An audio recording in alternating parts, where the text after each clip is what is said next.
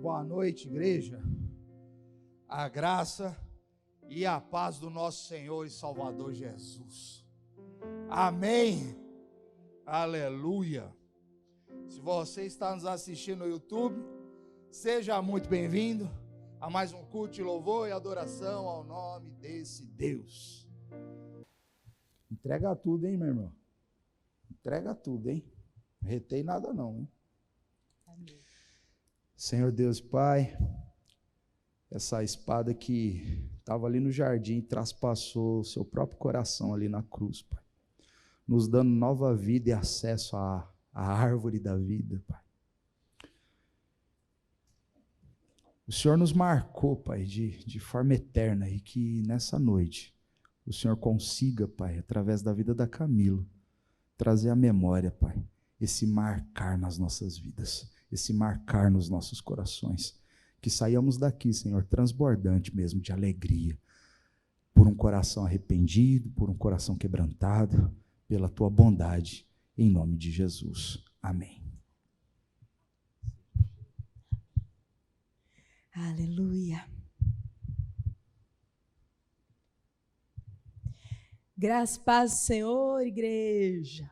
Vocês estão bem? Firmes? Passaram bem de ano novo? Passaram mesmo de ano ou só foi continuação 2023 parte B? Como é que tá aí? Sabe que enquanto a gente cantava essa última canção, um texto me veio à mente, ao coração, um texto que está lá em Salmo 73, versículo 26, que diz assim: quem tenho eu no céu além de ti? E quem poderia eu querer na terra além de ti? Ainda que minha carne e meu coração desfaleçam, Deus é a fortaleza do meu coração e a minha herança para sempre. E o Senhor é a razão da nossa vida. E por isso que a gente não deixa de louvá-lo, não deixa de exaltá-lo, de adorá-lo, ainda que a nossa carne e o nosso coração desfaleçam. A gente permanece adorando ao Senhor, porque Ele é a razão da nossa vida. Glórias ao Senhor por isso. Irmão, abra a tua Bíblia lá em Filipenses, a carta da alegria, a carta de Paulo à igreja de Filipenses, capítulo 4, a gente vai fazer uma leitura dessa carta, do capítulo 4, versículos de 1 a 9. Vamos fazer a leitura da palavra do Senhor, que diz assim: Portanto, meus amados irmãos, de quem tenho muita saudade, vocês que são a minha alegria e coroa, sim, meus amados, permaneçam deste modo firmes no Senhor. Peço a Evódia e peço a Sintique que no Senhor tenham o mesmo modo de pensar. E peço também a você, fiel companheiro de jugo, que auxilie essas mulheres, pois juntas se esforçaram comigo no Evangelho, juntamente com Clemente e com os demais cooperadores meus, cujos nomes se encontram no livro da vida. Alegrem-se sempre no Senhor. Outra vez digo, alegrem-se. Que a moderação de vocês seja conhecida por todos. Perto está o Senhor. Não fiquem preocupados com coisa alguma, mas em tudo sejam conhecidos diante de Deus os pedidos de vocês pela oração e pela súplica com ações de graças. E a paz de Deus, que excede todo entendimento, guardará o coração e a mente de vocês em Cristo Jesus. Finalmente, irmãos, tudo o que é verdadeiro, tudo o que é respeitável, tudo o que é justo, tudo o que é puro, tudo o que é amável, tudo o que é de boa fama, se alguma virtude há e se algum louvor existe, seja isso que ocupe o pensamento de vocês. O que também aprenderam, receberam e ouviram de mim, e o que viram em mim, ponham em prática, e o Deus da paz estará com vocês. Senhor, essa é a tua palavra lida. espada de 2 gumes capaz de dividir alma e espírito, juntas e medulas. Senhor, nós clamamos a Ti que essa palavra invada o coração do Teu povo e traga, Senhor Jesus, consciência de vida eterna, de salvação e de transformação que revele a glória que há em Ti na vida de cada um dos nossos irmãos aqui presentes e daqueles que nos assistem também pela internet. O Senhor conhece a situação, a condição de cada um deles. E o Deus da paz pode invadir a vida de cada um em nome de Jesus. Amém. Amém, irmãos. Bênção e privilégio. Duas palavras que a gente carrega nesse primeiro culto do mês de janeiro de 2024. A gente virou uma página na nossa vida. E diante de um ano assim tão novinho como esse, que acabou de começar a primeira semaninha do ano, olha que coisa boa. É muito comum que a gente faça nas nossas casas aquela faxina famosa, né? Seja uma faxina que aconteceu no final do ano, seja uma faxina que acontece todo começo do ano, mas é muito comum que a gente faça aquela limpeza para começar bem o ano. E o quanto a gente guarda de tranqueira em casa, né? A gente não percebe isso quando a gente começa a fazer essas faxinas. O quanto de porcaria, de coisa velha que a gente vai guardando, deixando acumular dentro de casa. Mas também vão surgindo boas surpresas ao longo desse processo. Você vai encontrar aquela foto que você não via há tantos anos. Você vai encontrar aquela cartinha de amor de quanto você ainda namorava com quem hoje é teu esposo ou tua esposa. E a gente nem lembrava que estava lá.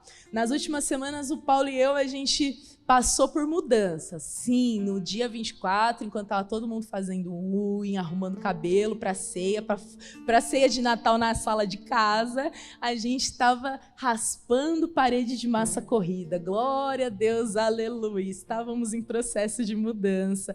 Então, toda a nossa casa veio abaixo e nisso as tranqueiras começaram a aparecer e também uns tesouros esquecidos na gaveta. Então eu fiz uma caixa que era uma caixa para doação. E lá eu comecei a jogar tudo que não ia para mudança, não ia para casa nova, comecei a jogar. E lá tinha um celularzinho do Paulo, que o Paulo tinha uns 13 anos, 14 anos. Você já dirigia? Ah, então faz uns 20 anos que você tem aquele celular. Então, um celularzinho bem antiguinho mesmo, que ele tinha lá em casa e eu já tinha colocado para doação, né? E aí o Paulo chegou em casa, eu falei, olha amor, dá uma olhada aí, porque eu coloquei um monte de coisa para doar, vê se você vai querer ficar com alguma coisa. E ele pegou aquele celularzinho e falou, nossa, olha isso, tal. E por milagre que aconteceu, aquele celular ainda ligava. E o celular que ia para o lixo voltou para a gaveta. Por quê? Porque o celular estava cheio de fotos, de memórias, de coisas que nem dá para a gente passar para uma máquina, para um computador, porque o celular não tem nem entrada de USB, não tem nada. Então vai ficar aquele celular eternamente lá, que a gente não tem o que fazer com ele. Mas não dá para jogar fora, porque tem muita foto de coisa que tempo bom que não volta nunca mais. Então o celular que a gente achou que era lixo virou tesouro e voltou para casa nova. Nada melhor do que a gente deixar as coisas em ordem antes de começar a loucura do ano novo. A gente começa a arrumar gaveta de documento, material escolar, ver o que presta, os pais, né? Ver caneta que presta, ver caderno que precisa comprar, que precisa jogar fora, porque quanto mais em ordem estiverem as coisas, menor vai ser o nosso estresse ao longo do ano. É ou não é? Mas se eu dissesse para vocês que existem espaços na nossa vida que são infinitamente mais importantes do que a nossa gaveta de meia, ou do que o nosso guarda-roupa arrumado, ou até mesmo do que arrumar as tampas do armário de pote lá da cozinha. Existem espaços dentro de nós que carecem urgentemente do nosso cuidado, irmãos. Mas como muitas vezes a gente não vê esse espaço, como muitas vezes as pessoas não enxergam a bagunça desse espaço, a gente segue ignorando esses espaços, ignorando, até que em um momento talvez seja tarde demais. E existe filhos de Deus, filhos do Deus vivo, há um mundo adoecido diante de nós que padece de muitas dores, sofrimentos internos e externos. E nós precisamos, como filhos de Deus, decidir se nós neste mundo seremos parte do problema ou parte da solução. A igreja de Cristo Jesus, ela é chamada de sal da terra e de luz do mundo. O sal, porque além do sal promover sabor na comida, ele, naquele mundo antigo, era um aliado poderoso na conservação dos alimentos, retardando os processos de degradação, de decomposição do alimento. E isso, Jesus nos chama de sal da terra, porque a igreja viva de Deus, ela está no meio desse mundo para retardar os processos de degeneração, de decomposição que um mundo morto que jaz no maligno vive. Se a igreja fosse hoje retirada do mundo, nós podemos ter certeza que o processo de decomposição, de degradação, aceleraria umas 1000 vezes, umas 10.000 vezes. A igreja de Cristo é sal da terra, mas a igreja também é luz do mundo. E porque a igreja, por meio da sua vida, do seu testemunho diário, revela a verdade da palavra de Deus, todo aquele que anda em trevas, ao encontrar com a igreja de Cristo, tem condição de, por meio da luz do Senhor, enxergar a sua própria escuridão, ficar diante do sol da justiça que ilumina e diante de quem nada fica oculto. A igreja de Cristo é composta por aqueles que entenderam um compromisso com essa identidade de sal da terra e de luz do mundo. Uma identidade que não foi atribuída pelos apóstolos, que não foi atribuída pelos anjos. Uma identidade que foi atribuída pelo próprio Cristo, que é o Senhor, o dono, o noivo, o rei de toda a terra, o dono da igreja, diante de quem todo joelho há de se dobrar e diante de quem toda língua há de confessar o seu senhorio. Cristo chama a sua igreja para lutar contra a degradação do mundo, para refletir a luz de Cristo que frustra os poderes das trevas e que revela aquilo que era escuridão dentro de cada ser humano. Então, se um dia eu e você respondemos afirmativamente a esse chamado, o que a gente tem que colocar no topo da nossa lista de resoluções de ano novo é faxina interior. Bora arrumar a nossa casa interior. Porque se a minha vida e a sua vida não tiver parâmetros eternos, não tiver fundamentos na palavra de Deus, não tiver metas e objetivos celestes, a gente não vai sair do lugar. E eu não estou falando de avanço profissional, ou avanço emocional, ou até mesmo esse avanço ministerial que tem a ver com o seu serviço na igreja. Com a quantidade de vezes que você entra numa escala para servir, com a quantidade de cultos que você está disposto a trabalhar. Não é esse o tipo de avanço ministerial para o qual o Senhor Jesus nos chama. O Senhor Jesus, Ele nos chama para assumir um compromisso sério de viver não mais para nós mesmos. Gálatas, um texto da palavra de Deus que confronta profundamente o meu coração, diz que não somos mais nós quem vivemos, porque é Cristo quem vive em nós. Cristo quem vive em nós. Então a nossa missão, o nosso parâmetro deve ser viver a vida de Cristo, porque estamos crucificados com Ele. Estamos crucificados com Cristo e precisamos avançar, porque é Cristo por meio de nós alcançando os corações do aflito, do abatido, do desesperançoso, do entristecido, daquele que estava morto e volta a viver. Por quê? Porque ao encontrar comigo, aquele que estava morto ganha vida, porque ele está encontrando na verdade com Cristo que vive através de mim. Mas se os fundamentos da nossa fé não estiverem bem estabelecidos, a gente não avança no nosso compromisso com Deus. E os dias, irmãos, o tempo está passando rápido. O dia do Senhor está muito mais perto agora em 2024 do que ele estava em 2023. A noiva do Cordeiro de Deus continua sendo adornada. Ela está ficando cada vez mais linda, cada vez mais imaculada e cada vez mais ansiosa para adentrar a sala do trono no momento do matrimônio, do casamento com o noivo que nós tanto esperamos. O movimento do reino de Deus continua a todo vapor. Ele não para nem por um momento sequer. E ele não vai esperar o nosso ânimo.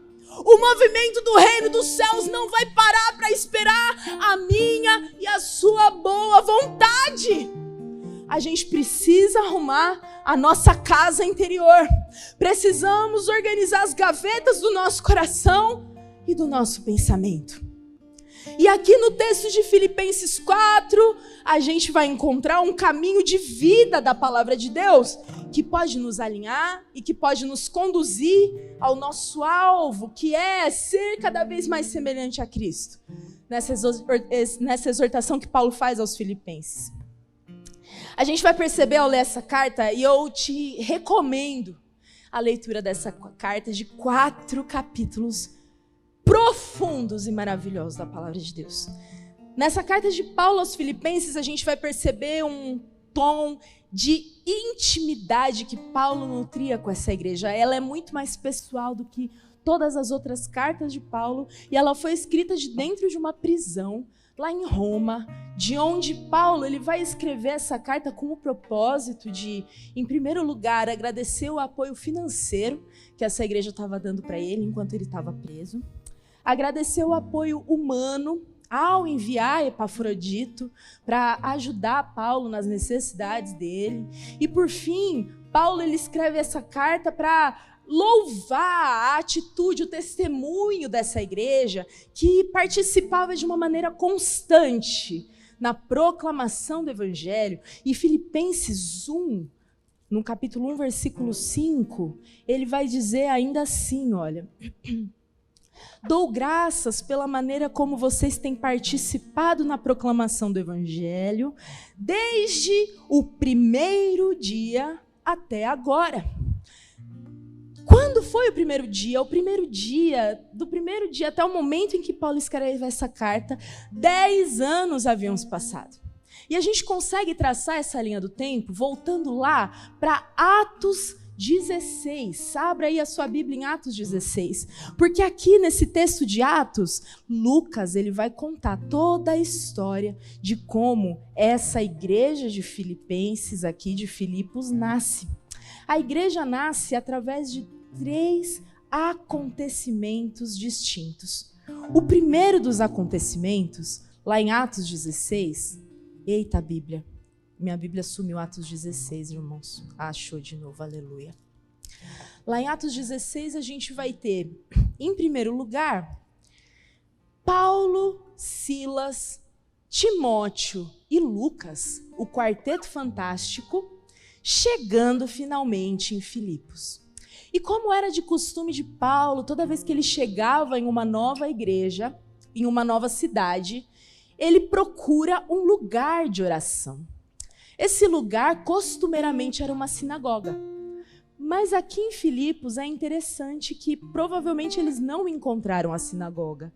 E por isso, eles continuam à procura até que à beira de um rio, eles vão encontrar algumas mulheres que ali estavam reunidas orando ao Senhor.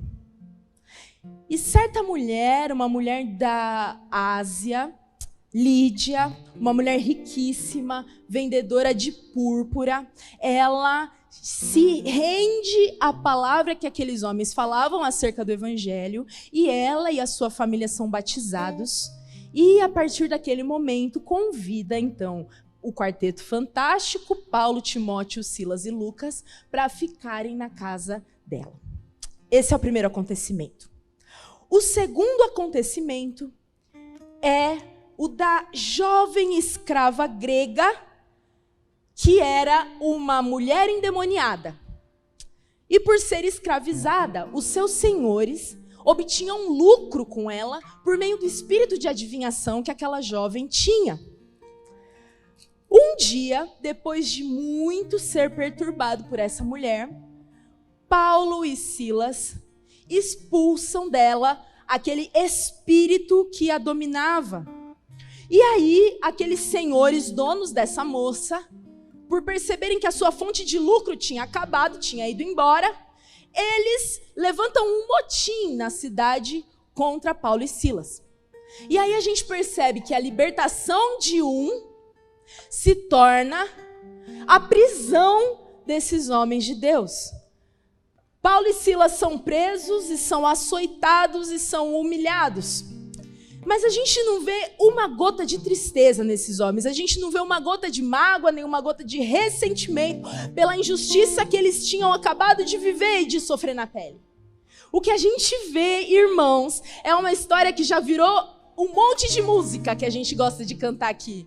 À meia-noite, aqueles homens acorrentados, feridos, cansados, abatidos, começam a levantar louvores e adoração e ação de graça ao nome do Senhor. E o que acontece? O terceiro evento que faz essa igreja nascer é um terremoto que faz com que as correntes e as cadeias de todos aqueles prisioneiros se quebrem e a verdadeira libertação não acontece para os prisioneiros, mas acontece, sabe para quem? Para aquele carcereiro que era o carrasco de Paulo e Silas.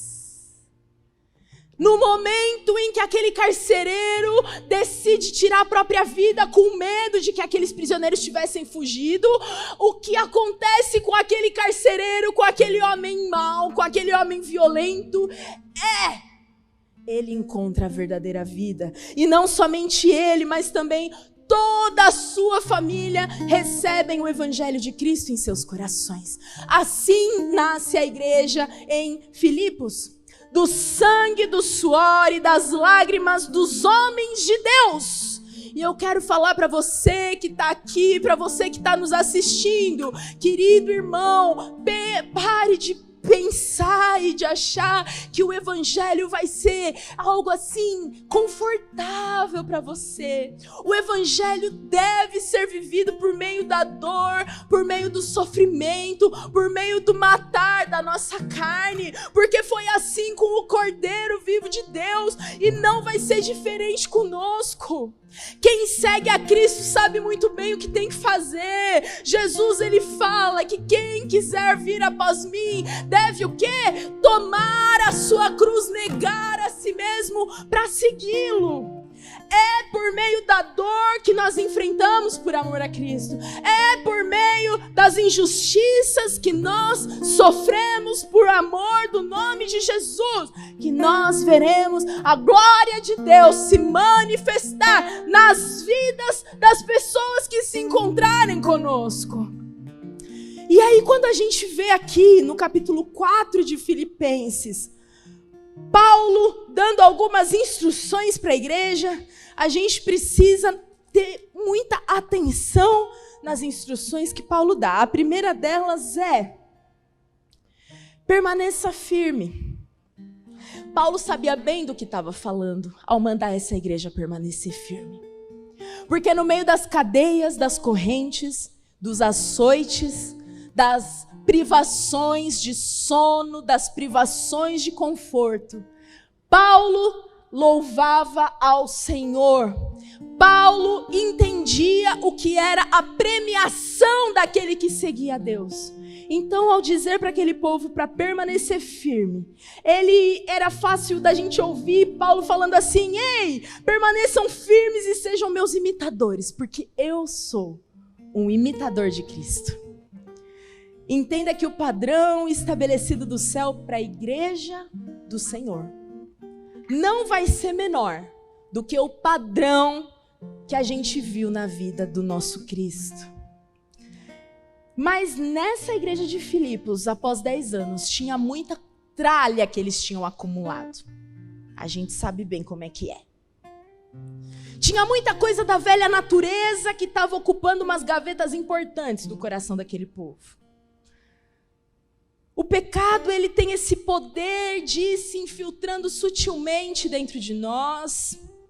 E por isso que a gente não pode descuidar nem um segundinho sequer do nosso coração, irmãos. Porque ele sutilmente vai trazendo à tona a antiga maneira que a gente vivia. Ele sutilmente vai trazendo à tona algumas velhas práticas. E se a gente não vigia, a gente vira aqueles religiosos que falam de Deus, mas que estão vazios da vida de Deus. Será que não é isso que a gente tem visto? Vamos falar real. Fala sério aqui. Igrejas cheias de pessoas que estão vazias de Deus.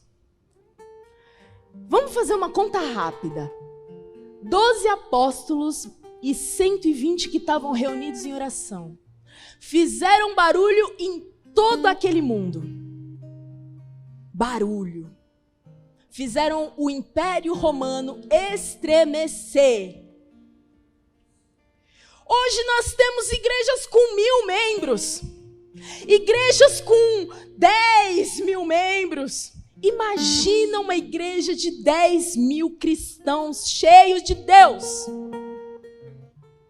Se 120 fizeram barulho, imagina 10.000 cheios de Deus.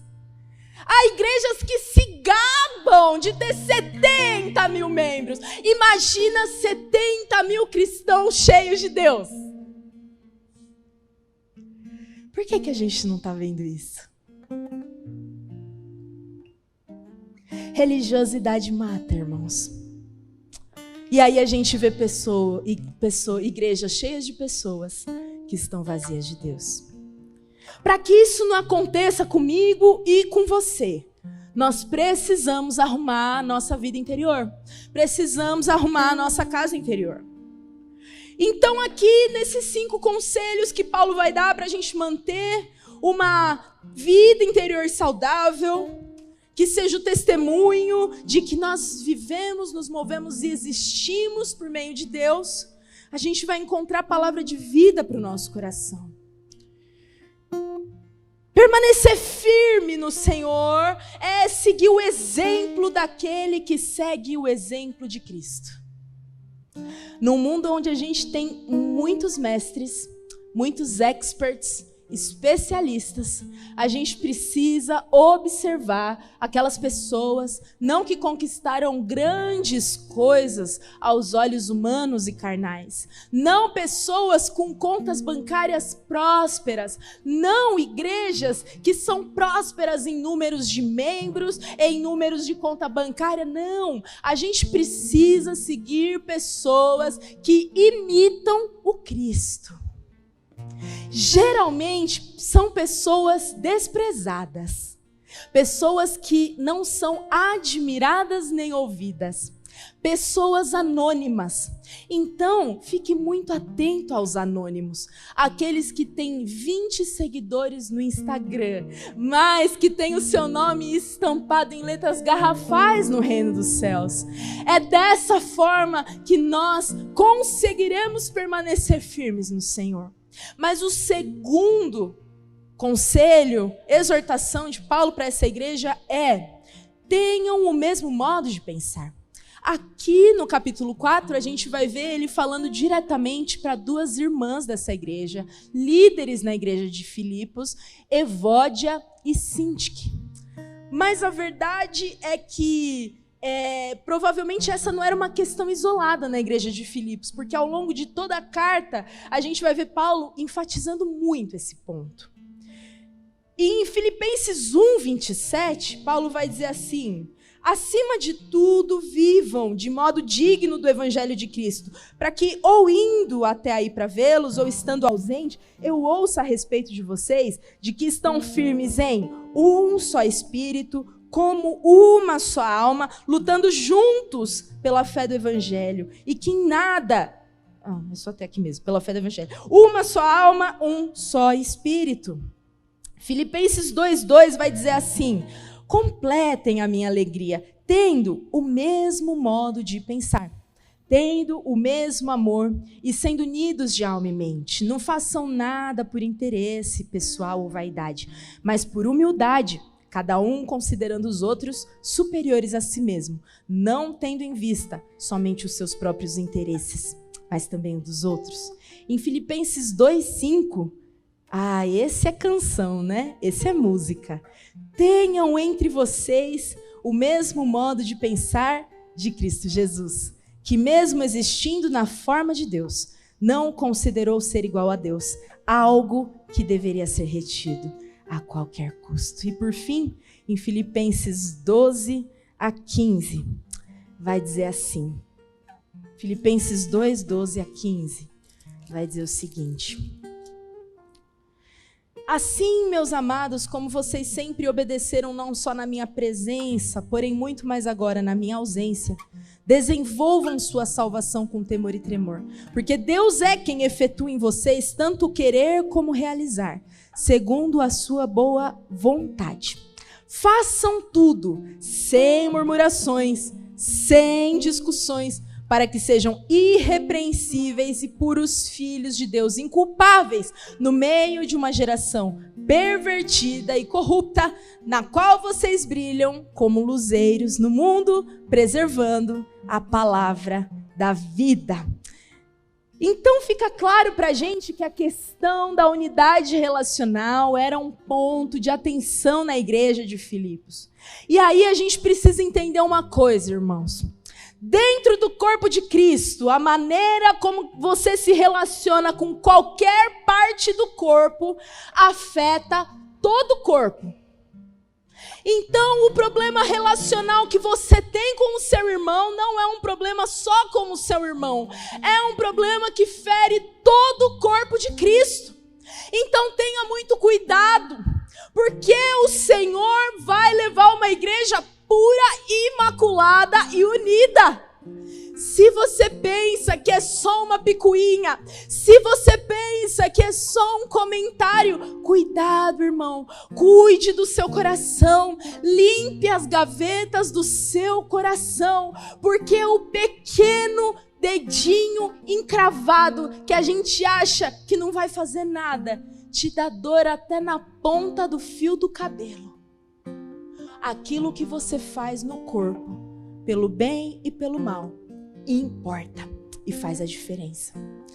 Talvez a maior causa das divisões entre os irmãos esteja justamente no nosso bendito coração, cheio de gaveta com tranqueira, com motivação errada. Cheio de motivação errada. Eu achava que fulano tinha que fazer isso para mim. Mas é porque eu esperava mais. Será que a gente tem tido o mesmo modo de pensar que Cristo teve? Lembre-se sempre disso.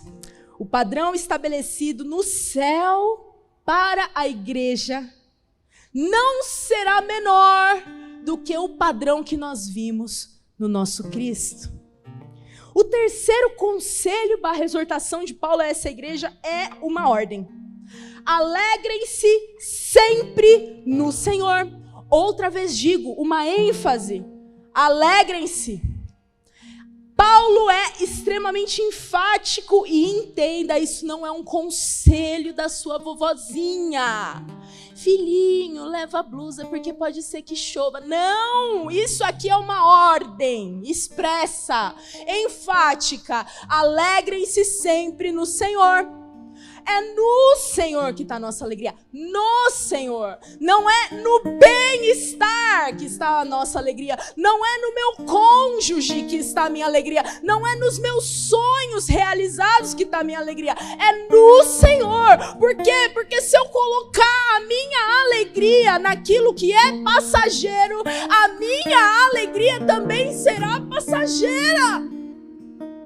Filipenses é conhecida como a carta da alegria. E quando Paulo escreve essa carta, onde que ele estava, irmão? Ele estava, será, numa festa? Será que ele estava tirando férias? Ai, que delícia, que sonho. Será que ele estava tirando um ano sabático? Paulo estava preso injustamente mais uma vez por causa do amor que ele tinha pelo Evangelho de Cristo. Privado do conforto, privado dos desejos, privado de tudo que ele podia desejar e querer. Como é que ele podia estar alegre? Como que isso é possível? É porque a gente tem um motivo muito profundo e eterno para se alegrar.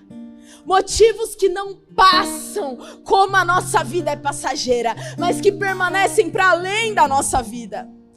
A gente se alegra porque os nossos pecados foram perdoados. A gente se alegra porque, mesmo sem merecer e sem ter feito nada, nós fomos declarados justos diante de Deus o Pai. Nós nos alegramos porque recebemos o dom do Espírito Santo de Deus. Nós nos alegramos porque recebemos o poder de sermos feitos filhos do Deus vivo. E nós nos alegramos porque em breve, muito em breve, muito em breve, nós o veremos face a face. Irmãos, se a gente deixa de responder com alegria a questões como essas aqui, com gratidão a questões como essa, se você não se alegra porque você está prestes a encontrar o Rei da Glória, se você não se alegra mais porque os seus pecados foram perdoados, se você não se alegra mais pela sua nova vida em Deus, talvez você não tenha entendido a profundeza e a gravidade do pecado, da vida de onde o Senhor te tirou. Se você não se alegra mais com questões como essa, talvez você não tenha ainda parado para analisar o esplendor das alturas onde nós estamos assentados com Deus. Efésios vai dizer que nós já estamos assentados com Ele nas regiões celestes. Deposite a sua alegria nas coisas passageiras e a sua alegria também será passageira. Mas deposite a sua alegria nas coisas eternas e prepare-se para viver uma alegria eterna e inabalável. Aleluia! Mas o quarto conselho, e a gente está pertinho de acabar. O quarto conselho / exortação que Paulo nos dá é: seja moderado. Seja moderado, perto está o Senhor.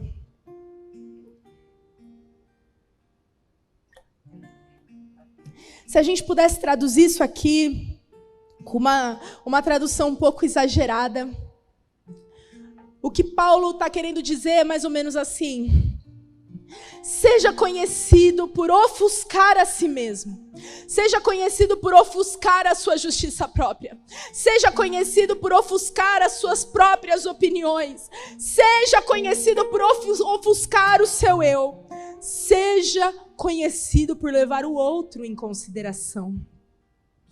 A palavra grega para moderação é a mesma palavra para benignidade. Epiekeia. Você não precisa lembrar disso, nem eu vou lembrar. Mas essa palavra quer dizer que o moderado, ele não é só alguém que é justo, mas é alguém que exerce algo que é muito melhor do que a justiça. Benignidade. Um justo que aplica algo que é melhor do que a própria justiça. Benignidade é fruto do Espírito. Cristo é benigno. E a gente vê a moderação de Cristo em prática em ocasiões como, por exemplo, da mulher adúltera. Quando os fariseus e os escribas da cidade se reúnem para apedrejá-la de acordo com o quê? Com a lei. Aquilo era justo, aquilo era correto, estava de acordo com a lei. E era isso que deveria ser feito. E quando Jesus é perguntado a respeito do que aquela mulher tinha feito, o que é que Jesus responde? Jesus é benigno. Jesus vai além da justiça própria dos homens e diz: quem não tiver pecado, atire a primeira pedra. Que você, meu irmão, não seja conhecido por ser de extrema direita ou de extrema esquerda, defendendo opiniões e causas justas para a humanidade. Que você seja conhecido por ofuscar a sua justiça própria em detrimento do seu próximo. Por amor ao seu próximo, por considerar o seu próximo superior a você mesmo, você se ofusca para que o seu próximo encontre a vida de Deus. Por quê? O texto continua, porque perto está o Senhor. É por isso que eu me torno benigno. É por isso que eu considero o outro superior a mim, porque Cristo fez isso. Perto está o Senhor. E sabe que essa palavra, perto está o Senhor, ela pode ter dois significados. Perto está o Senhor de uma maneira espacial. Deus é o Deus Emanuel. Deus conosco. O Senhor está perto. Quando a gente quer brigar com uma criança, não sei hoje, né? Porque eu não sei ainda se briga com criança ou se já está impedido pela lei. Mas quando a gente era criança, não podia fazer nada, que o pai já virava e falava, Deus está vendo! E aí a gente já tremia de medo e acabou, entendeu? Acabou o pecado. Deus está vendo. Perto está o Senhor. Ele está perto dos seus. E é por isso que eu vivo uma vida de benignidade. Mas também tem um caráter escatológico. Quando eu penso que Jesus está prestes a retornar, eu entendo que a benignidade é um adorno que precisa enfeitar a igreja do Senhor, porque Ele está perto. Eu preciso me preparar para Ele, eu preciso me adornar para Ele. Perto está o Senhor. Arrume a sua casa, arrume as gavetas do seu coração, porque perto está o Senhor. E por fim, irmãos, o quinto conselho que Paulo nos dá é: antes da preocupação, oração e gratidão. Ele vai dizer o seguinte, no versículo 6 do capítulo 4. Não fiquem preocupados com coisa alguma, mas em tudo sejam conhecidos diante de Deus os pedidos de vocês, pela oração e pela súplica, com ações de graças. Irmãos, quantos de nós vivem em constante ciclo de ansiedade / preocupação? Ninguém, glória a Deus, aleluia, todo mundo tranquilex aqui. Ninguém precisa de chá de camomila nem de maracujina para dormir à noite, amém? Aleluia! E aí, irmãos, na nossa tentativa de racionalizar pecado, a gente vai chamar isso do quê, né? Excesso de zelo, né? Excesso de cuidado. Mas no fundo, a gente sabe que é por ansiedade, que impede a gente, inclusive, às vezes, de orar. Porque você começa assim, olha, Senhor, nosso Deus, nosso Pai, esqueci de pagar a conta de luz. Pai, em nome de Jesus, eu coloco a minha vida nas tuas... Ai, caramba, será que eu coloquei o chinelo para dentro de casa? Senhor, amém. Em nome de Jesus, nossa, esqueci de colocar a carne para fora do congelador. Ninguém tem isso, amém. Senhor, perdão, só eu aqui, amém. Irmãos, as palavras se perdem na oração e a gente começa a ficar com uma cabeça confusa. E aí a gente começa a falar, Senhor, abençoa meus pecados, Deus, fique com Deus, né? A nossa oração vira uma bagunça. Por quê, irmãos? Porque ansiedade e oração autêntica são diametralmente opostas. A gente sabe que não deve andar ansioso, mas a gente não consegue não andar ansioso. A gente se sente incapaz de seguir essa ordem, de cumprir essa ordem. Por isso, nós precisamos arrumar a gaveta do nosso coração, a gavetinha da ansiedade. Busque, irmão, uma vida de oração e ação de graças a Deus. E eu garanto que o que você vai descobrir é um universo de confiança e de segurança no Senhor. A gente tem nos Salmos, por exemplo, orações maravilhosas de petição e ação de graça que a gente pode incluir na nossa oração. Seja específico nas suas orações. O Salmo 116, por exemplo, que é um salmo que eu amo de paixão. Ele diz assim, olha, amo o Senhor porque Ele ouve a minha voz e as minhas súplicas, porque Ele se inclinou para mim, os seus ouvidos, eu o invocarei por toda a minha vida. Laços de morte me cercaram. Olha aqui a petição, olha aqui o clamor e a fragilidade desse homem. As angústias do inferno se apoderaram de mim. Eu fiquei triste e aflito, então invoquei o nome do Senhor. Ó Senhor, livra a minha alma. Olha a ação de graça entrando. Compassivo e justo é o Senhor. O nosso Deus é misericordioso. Ele cuida, Ele vela pelos simples. Quando eu estava prostrado, Ele me salvou. Então eu viro para minha alma e falo, volte ao seu sossego, ó minha alma, porque o Senhor tem sido bom para você, porque você, alma, foi livrada da morte. Os meus olhos foram livrados das lágrimas e da queda, os meus pés. Eu andarei na presença do Senhor na terra dos viventes. Eu continuei crendo, eu continuei sustentando em Deus a minha fé, ainda quando eu disse, estou muito aflito. Eu disse na minha perturbação, todas as pessoas são mentirosas. Tá aqui, irmão, tá escrito. Muitas vezes a nossa oração vai ser assim, todas as pessoas são mentirosas, todas as pessoas me abandonaram, mas o Senhor é bondoso. E o que eu vou dar ao Senhor por toda essa bondade, esses benefícios? Irmão, quando eu entrego ação de graça para o Senhor, quando eu começo a lembrar para minha alma a grandeza do meu Deus, quando eu começo a lembrar para minha alma que o meu Senhor é poderoso, que o meu Senhor é aquele que formou os montes e os mares, que o meu Deus sustenta o universo na palma das minhas mãos, como é que eu vou conseguir permanecer ansioso e preocupado? Ansiedade e oração autêntica são opostas. Aleluia. Coloque essa gaveta da tua vida em ordem, meu irmão, de uma vez por todas. E prepare-se para desfrutar daquilo que 1 Pedro 1, 6 e 7 diz.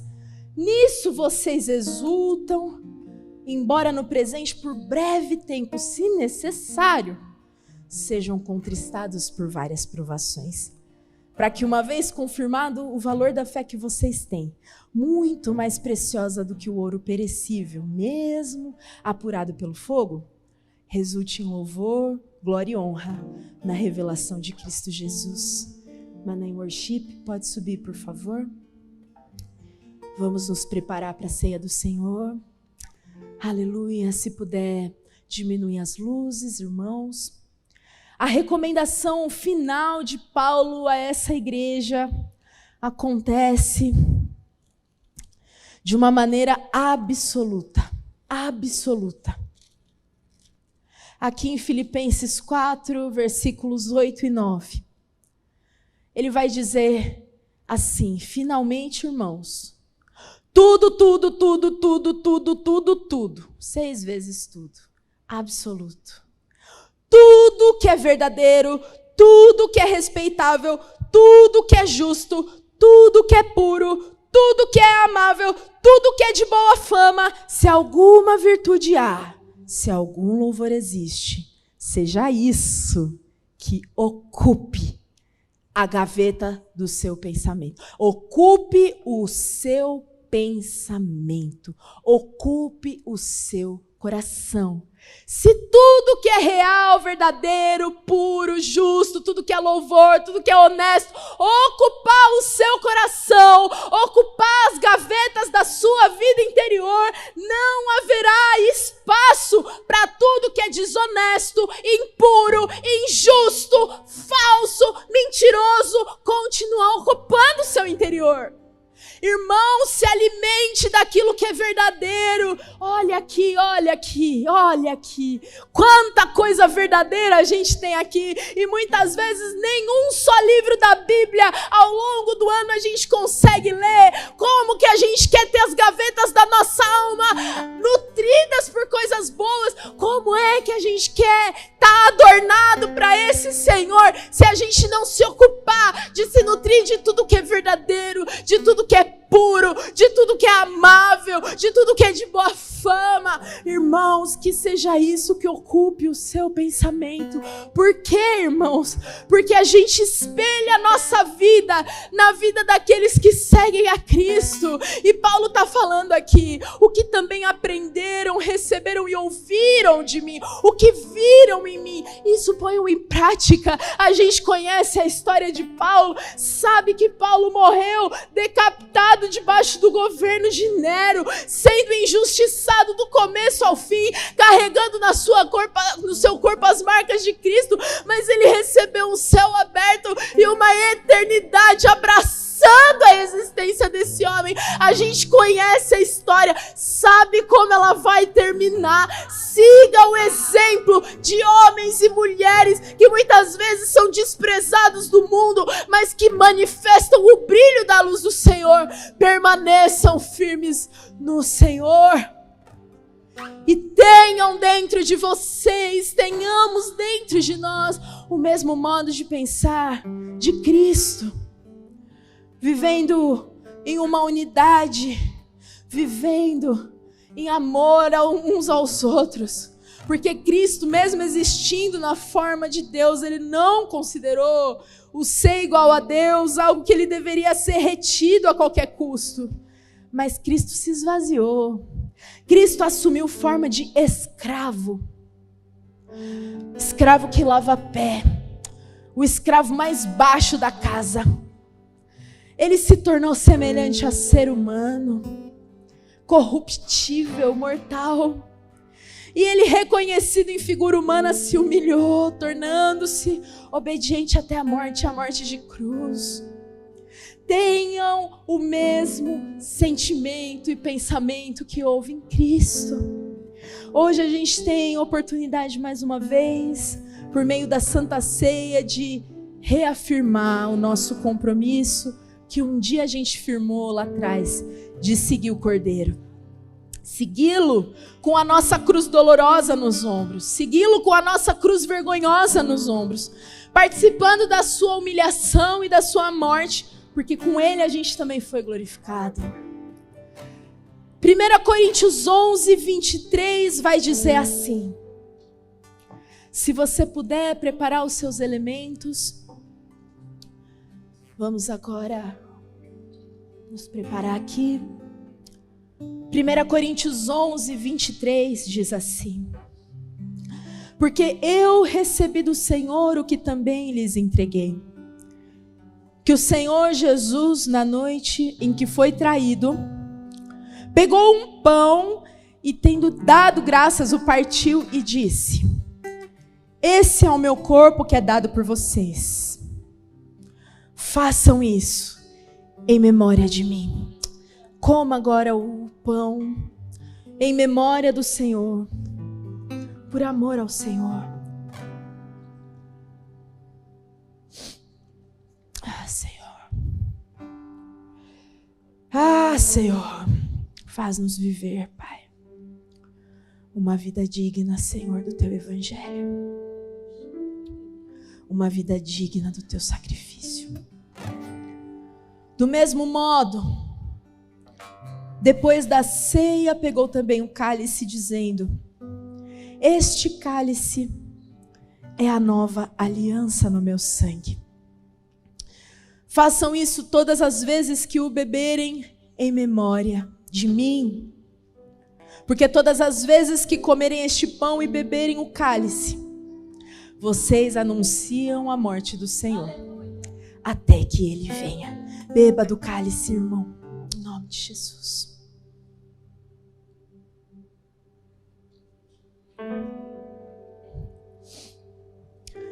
Como diz o Salmo 116, Final do Salmo 116. A ação de graça daquele que estava à beira da morte é que daremos ao Senhor por todos os seus benefícios. Beberemos o cálice da salvação, proclamaremos o Senhor, anunciaremos o nome do Senhor, guardaremos os votos que fizemos na presença do Senhor. A alegria está em poder participar da história que o Senhor construiu. Que nós possamos permanecer dignos, firmes e dignos, Senhor, até que o Senhor venha. Amém.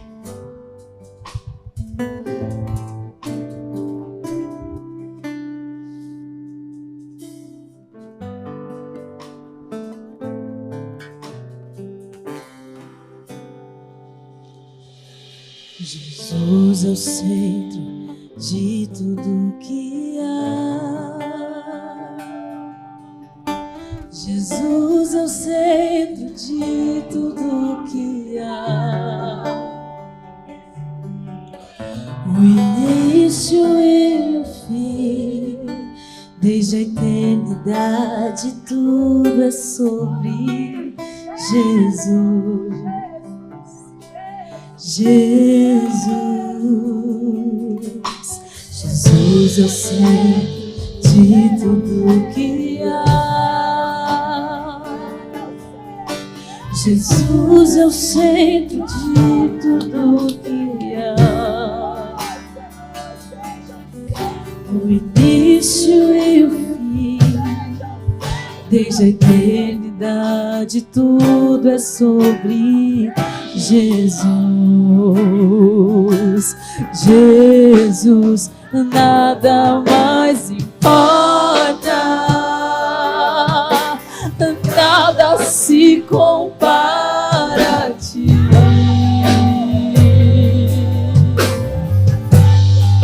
Jesus, tu és o centro e tudo aponta para ti.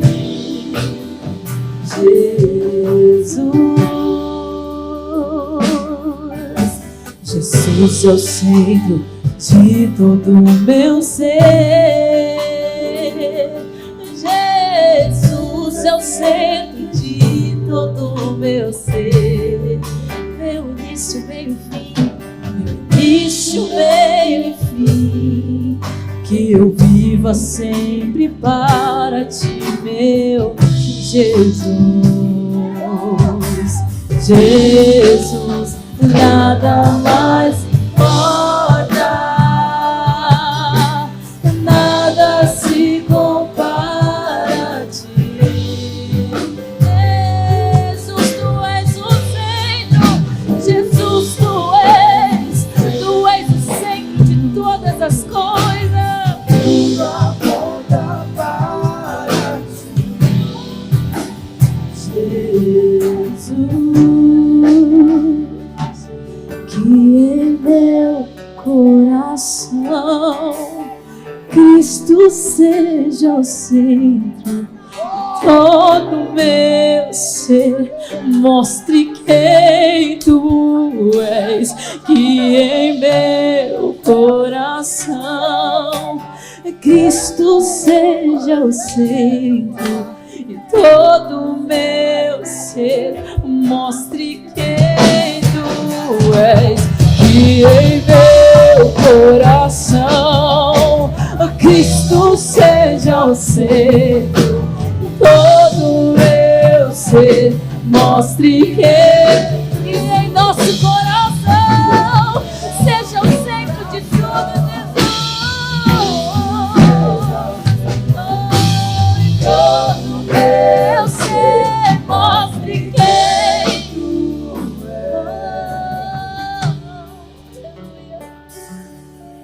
Jesus é o centro desta igreja. Jesus é o centro desta igreja. E um dia ele virá Como igreja vou me encontrar com Jesus. Jesus, Jesus, nome que está acima de todos os nomes. Jesus, Jesus, Jesus, Jesus. Oh Deus, não vejo a hora, Senhor, de encontrar contigo, Deus.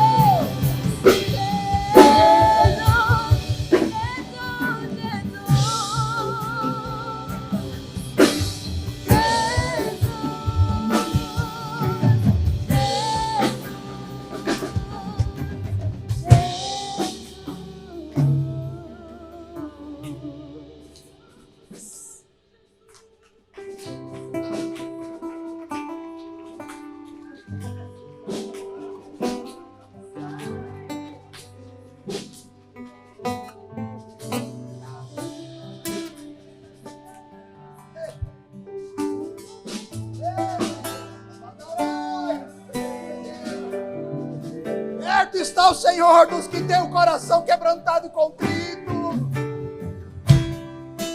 Habite ricamente, Senhor, no coração dos teus filhos. Habite ricamente pelo teu Santo Espírito no coração das tuas filhas. Que possamos, Senhor, mais do que uma noite de paz e descanso. Que possamos, Senhor, ter dias, Senhor, de paz e descanso em tua presença. Nada mais importa, Senhor. É só mesmo, Senhor. O Senhor habitando nas gavetas do nosso coração. Tu és o centro, Tu és o centro. Guarda o Teu povo, Pai. Guarda o Teu povo e livre, Senhor, de todo o mal.